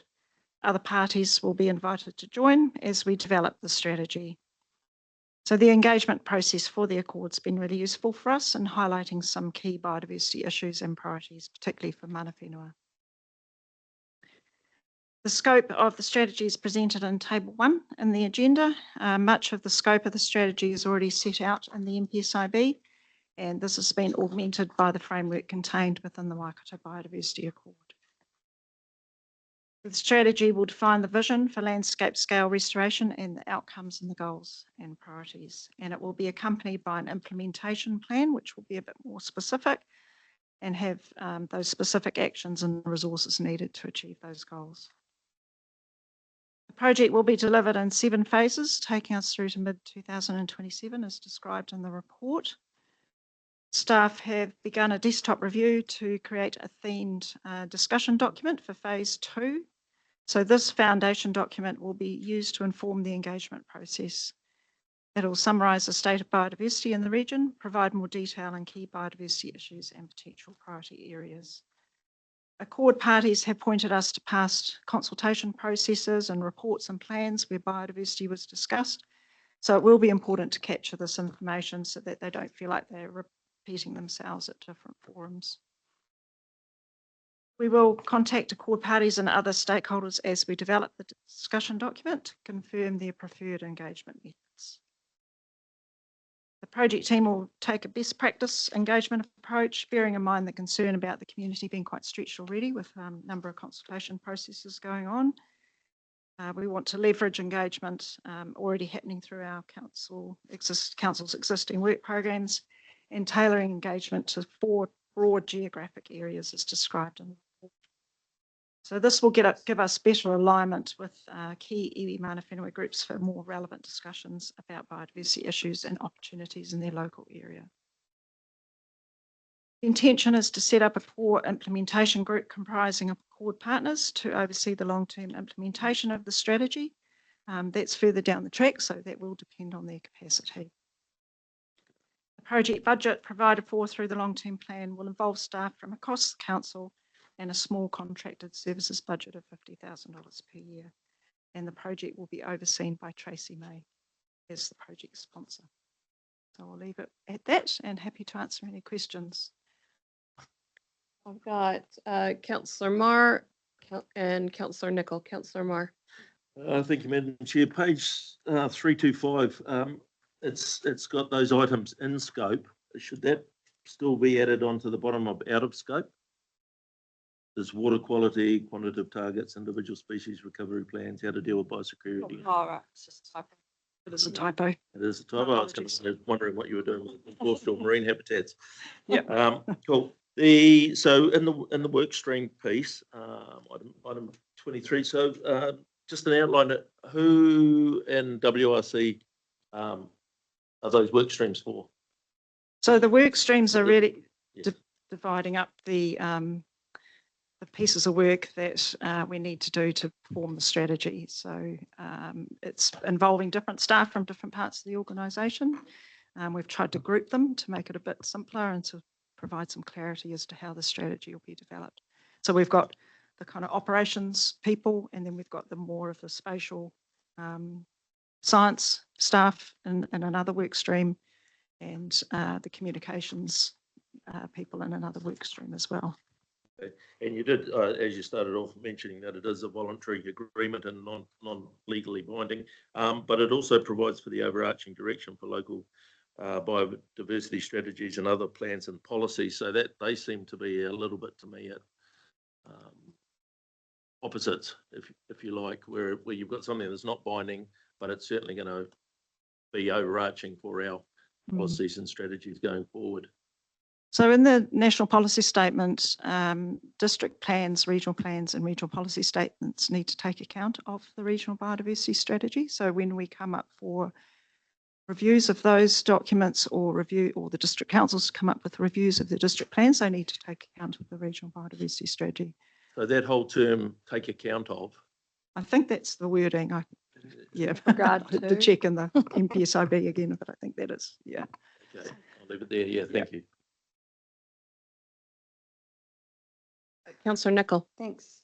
Thank you, Judy. I'll start with a couple of questions. One is, I've seen elsewhere about the territorial authority biodiversity strategies. Can you just inform me again? Because obviously we could add up 11 TA ones, or we could do one regional one. What is the plan here with that? So that's something we're completely going to separate, or is it tied in with this? Very much tied in with this. So to give an example, so the Hamilton City Council has done obviously the nature and the city strategy. The Haureki District Council has just released their draft biodiversity strategy, which we've been quite intimately involved with. So we've gone along to their consultation in Hui, and we've with them iwi and other organisations as well, and we've had a lot of input into that document. So the way the way we see it at the moment is that district biodiversity strategies are very much a voluntary thing. They have to do those. But where they are indicating a willingness to put together a strategy for their local area, then we will jump in and be involved with that. And we will tie those strategies back to the regional biodiversity strategy so that we've got that local flavour inherent in our strategy, particularly in the implementation plan part of the strategy. And if our regional larger one comes up with further or more ideas, we will ask them to review theirs to try and incorporate and keep aligning over time. Is that right? Like any strategy, it will be something that will need to be reviewed a number of times. So that will become part of the process. Thank you. It'd be interesting to keep tracking, or just for our awareness of which ones have been done and where they're at. Just if you're coming back in the future. We do work quite closely with the TAs on this. So it'd be nice to know which parts are detailed and which parts are going to be more generic, because that's what we do at regional scale, right? The other question was, so you said you've got 6 signatories so far. How many were you aiming for in total? Say by now, or in general. So you have 7, great. I can tell you who we've got so far. Just a list somewhere if I remember off the top of my head. So we have Hauriki District Council, Waitoma District Council, Hamilton City, Thames Coromandel, Taupo, also Department of Conservation and the QE2 National Trust. I think that's 7. And we are working on trying to get more iwi support. We've been, as you probably are aware, we've been to their JMA meetings quite a bit. It's just getting their final, yes, we're happy to put our logo on the document. It's just taking a bit of time, and we're still working on that, but we're confident that we will get Waikato Tainui on board, at least in the first instance, and then we will work with the others as well. So, and how many more were we kind of aiming for? Like, what number are we looking at? Like 12 or 24? So we would like to get all territorial authorities on board. So that's 12 in total. We have 11. 2, yes. So we have 2 TAs that have said no, they don't want to support it at this stage. There's too much uncertainty around the current legislation, statutory environment. They want to know more about what's involved, the detail, etc., which is a fair concerns. So that's Rotorua District Council and also Aotearoa. And as far as the iwi JMA partners are concerned, so we'd like to get all of them on board. So we have engaged with Hauriki Iwi as well. So another 10 kind of. Yeah, potentially. Thank you. And I just wonder whether councillors could help with that a bit more. Just a conversation we could have. We would welcome some support. All right. And then more substantive for me, just to make a comment. I mean, I'm mindful this is to fulfill a CEO KPI. I'm not that keen to support this. Although I love the work, I just think that the timeline is too long. I think there've been delays in the project so far, and there could be delays again, and we're running right up against the LTP next time. I worry that we might not be ready to have a really good package going to the next LTP. I would want that timeline compressed, and I would like to know, obviously, what resourcing you'd need to do that. The other point was, so for example, also I challenge whether the governance structure could come sooner rather than having the advisory first. I just think there's a lot of things in here that, while it's, and I love the comments around let's not wait for everyone to sign. I completely agree. Just go and they will jump on when they realise it's working. But I would love to see specific wording around we will not allow reforms to slow us down either, because it's just happening way too often. And this touches on too many of the reforms that are happening. And there's some wording in there about capacity dependent. And I just thought strip that out, because we need to go full commitment with the ones that are in. So that's my feedback. Of course, I will support the work. It's just that being a CE KPI and us seeing it so little in the development phase wasn't I'm not mindful of where I was able to give this feedback sooner, so we'll see where it lands. But keen to hear other people's thoughts too. I'm just really keen to move this on because first we had to wait for the MPS for ages, and now I feel like there's a whole nother 3 years that have gone and we're still planning to plan in a way. Yeah. All right, I've got Councillor Smith and then Councillor Clarkson. Thank Councillor you. Smith. I've got some similar thoughts to Jen. I note on page 321, we started this process, or staff did, in September 23.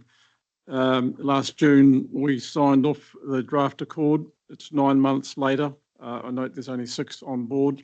It's disappointing that people aren't more engaged, particularly as this biodiversity is so important to council. I look at the issue of on the next page of the KPI. So it's all very well getting this accord agreed by council, but what's the strategy to actually take it forward? So is there to be a further KPI to the chief executive in the next round to actually try and bring some meaningful conclusion? And to Jen's point about funding, sorry, not, well, it is timing. If the project closure on page 326 is July 2027, I've been trying to look for the funding and so on, because from a strategy, generally there needs to be funding. And if you get to the end of the process, 30 June 27, when the LTP has already been endorsed, there is no funding mentioned in here. And June 27 is far too late. We need to have those strategies approved 6 to 8 months earlier so that it can go into the LTP discussions.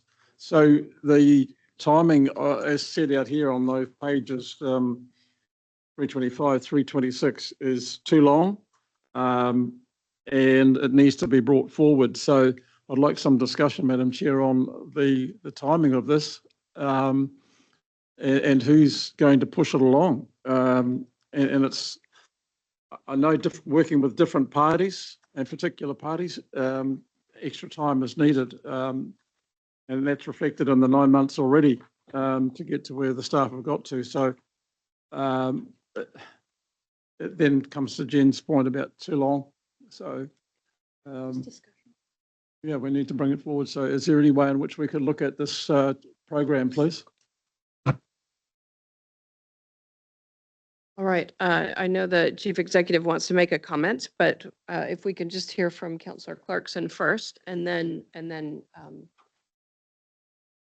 Yeah, okay. So look, I know this is not easy because I've been involved in similar projects in other parts of the country.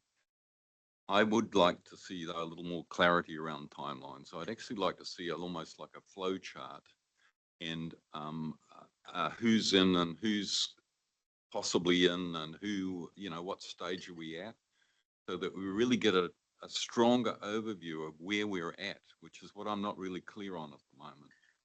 And I am also wondering about the role of governance in assisting to move this along much more quickly.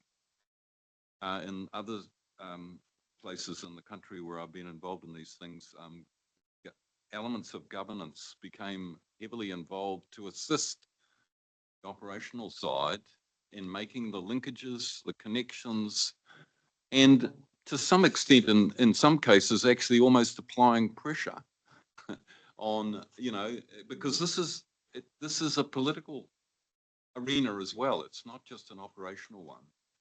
And it's a, how do you get them all in the tent, and how do you get them all to focus on operating in a collaborative way?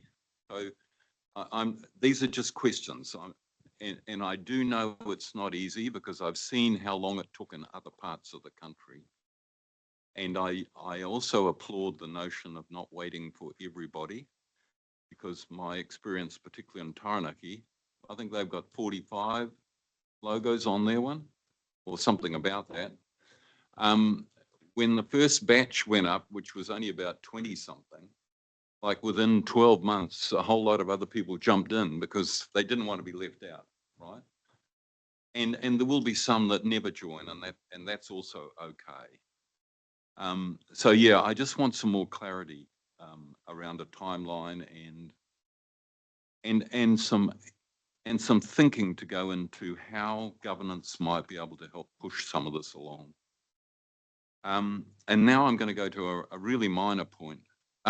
Is the document, is that sort of the style that you intend to put out publicly?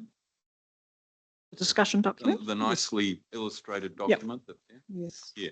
So just a thought about that too, is that I'm looking at a couple of the images and I'm wondering about where they came from. There's a very nice image there of a formerly known as the Hebe, now called the Veronica. And I'm not sure it's a Waikato one. I'm not sure that many people will notice, but the point I would make is try and make the images reflective of place wherever possible. They should be Waikato images and they should be biodiversity images that highlight the special things of the Waikato. Yeah. And so I've got a suggestion for a replacement for the one you've got in there, which I think is the one from Tairāwhiti. Just by the line drawing, I suspect it's a Catherine Beard line drawing, but it doesn't say in the document. We'll check on that. So yeah, look, just want to encourage some deeper thinking and some more joined up thinking about the role of governance in this process as well. That's all from me, really. To that, is that I've got on here, what is it? And I think it's, is it, I don't know, Archie's Frog or something? I might be wrong, but can we have the names of what they are? I'm sure that Judy will, I'm sure the final document will have all the names, and I was assuming that would happen, but let's make them truly representative of the Waikato. A good point though, because we do say out of scope is kind of like not species specific, but so then the photo, if it was more of an ecosystem photo, would make sense to me to be on brand. Thanks. Thanks. All right. Mr. Chief Executive, would you like to respond to that feedback? Thank you, Madam Chair. And I intentionally waited for Professor Clarkson to make some comments because I knew he had been involved in a bunch of these things around the country, and I've heard him talk about the, some of the complexities in trying to get these things across the line in the past. Let alone when you get to the implementation stage. So a couple of comments I'd make is that it is a KPI. I've been encouraged to try and push staff to get things through as early in the year as possible and not leave them all till end of year type thing. So, okay, bit of a lesson here. Trouble is if you go earlier, you have less time to engage with, to work with all the stakeholders like we've had to and the partners in this, and to engage with council to get all that feedback before we come and report against the KPI. So I'll take that one. Paul Loose just walked in the room. I hope that you heard that one, Paul. That's something that we'll have to discuss at some point in time as well. In terms of, I think of what I heard that despite the fact we have to work with quite a bunch of people to make this strategy work at the other end, there's a little bit of turbocharging is what I'm hearing that some people want. To me, that has some risks. If it's, it's easy to say, but I will need to understand the risks of doing that from staff. And I see there's Angus online and Judy. I don't know if you're able to. You're talking about in terms of resourcing, that if we turbocharge this, then what are they going to slow down on somewhere else? Or what will we not do so well? Yeah. Or where might we lose some of those other players that we want to work with? Because I think this is some of what I've picked up from Bruce done elsewhere in the past. And I am interested in the comment that it gets too close to an LTP discussion. Of course, it doesn't mean on day one in the LTP, you've got to be doing something that might get phased out to later in a year or whatever, because I think that's going to have to be carefully considered as well. And it's not just ourselves. We need to do that with other players. So all I'm saying is this is really important work. We have to do it in terms of, are we going to make a meaningful difference? We've got to have something that we do out the other side that makes a meaningful difference. I'd just invite Angus or Judy to probably comment on, what it might be if we were to try and progress the plan over the next couple of years, bringing it forward. working with partners and any resourcing implications. I might just kick off and then let Angus comment on as well. So it does feel like a really long time. So, I mean, I'm the main staff member working on this, but trying to squeeze little bits of time from other staff who are already pretty committed. So it would have an implication on staff time really if we were to push it or contract the time frame that the strategy is to be developed over. Really, the biggest concern for me would be the engagement and having that genuine engagement, particularly with iwi, because it does seem to take quite a long time. But I'm going to hand over to Angus to maybe comment on that. Angus. Thank you. I don't have much more to add other than the plan currently is developed on the resourcing that is available through the LTP. And in terms of, so it's just, that's the assumption that it's based on. If you want to go faster, obviously there's resourcing implications around that that would need to be looked at. So yeah, that's all I'll say around that. Thanks. Councillor Clarkson. Just a final thought also though, remember that this document will also be really important in the framing of the money that's already been dedicated in the LTP. So, like the Natural Heritage Fund and all those other things needs to be sitting within this umbrella, because this document will help in some of the prioritization of where we spend the money.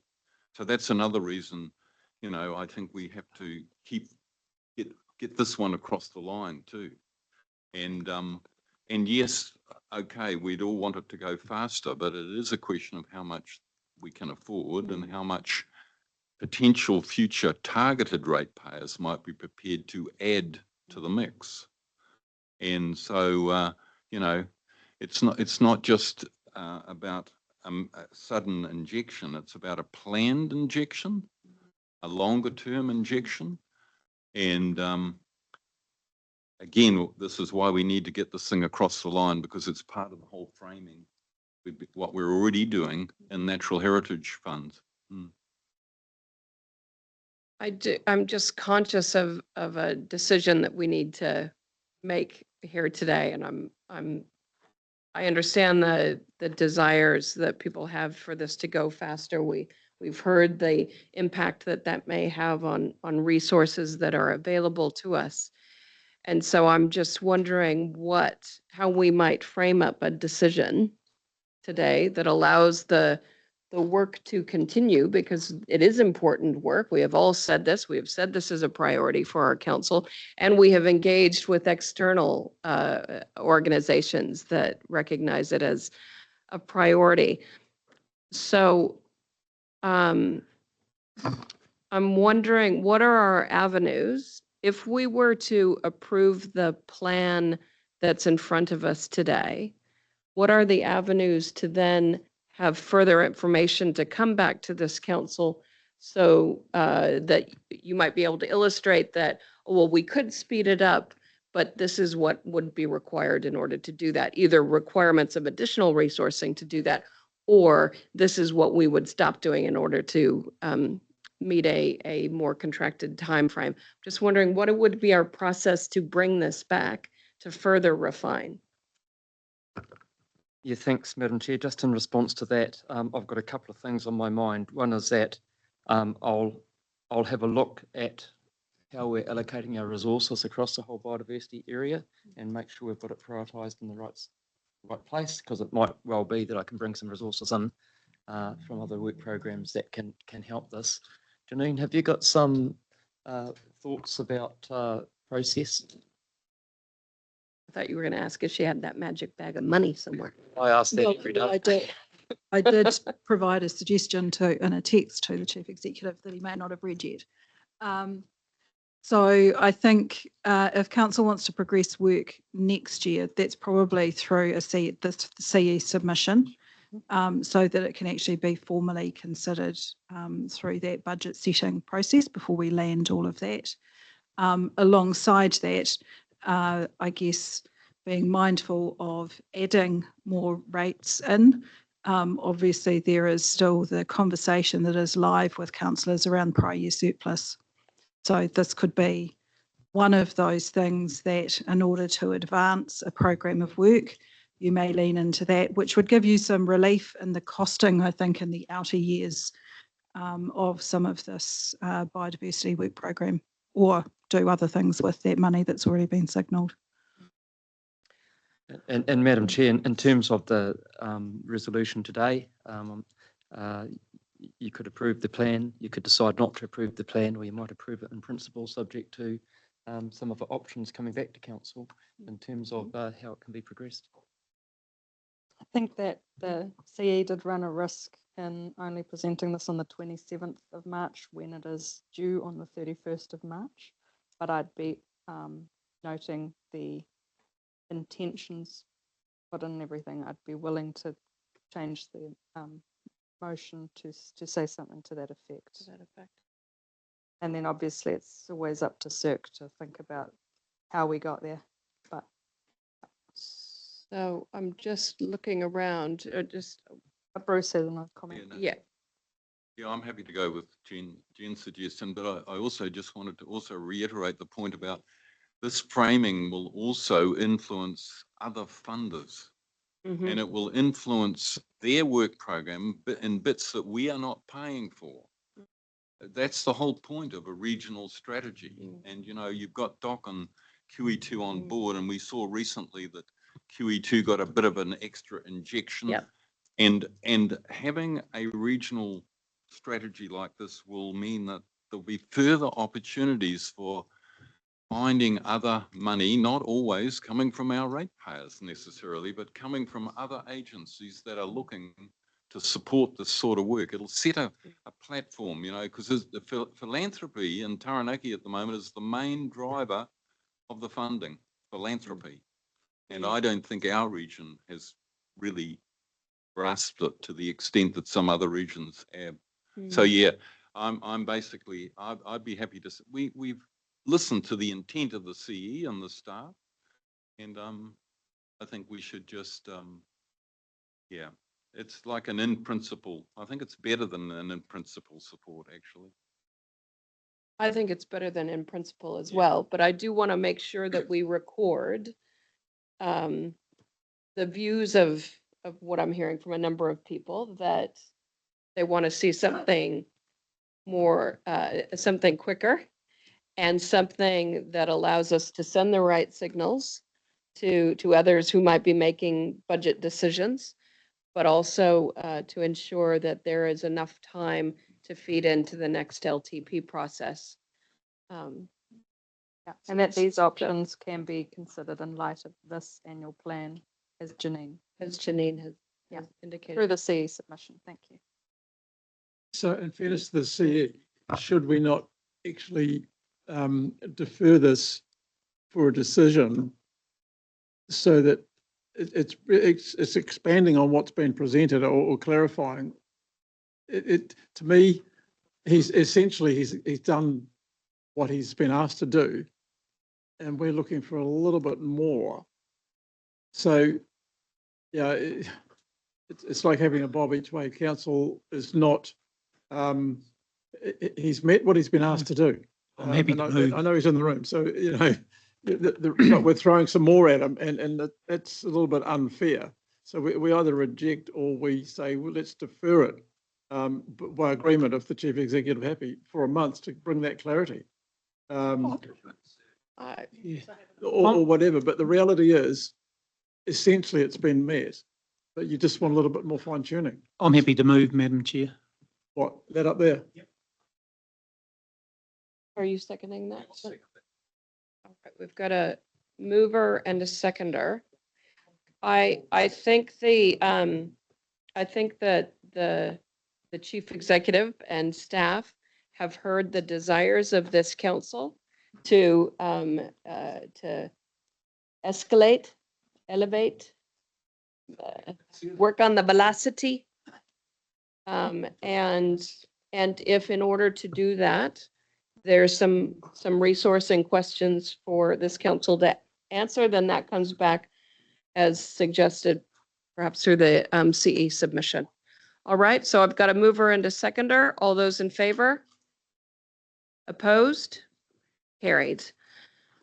All right, councillors, thank you very much, Judy. Much appreciated for all Thank you, your work. I councillors. know that's not always, oh, and thank you, Angus, online. I appreciate that.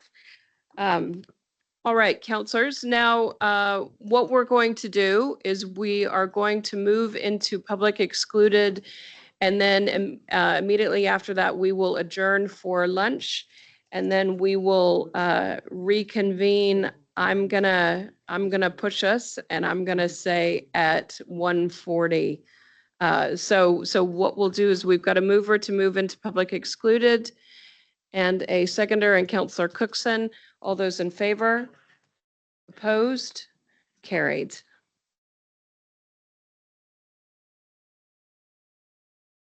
Do I have to wait for you to do turnover before we adjourn?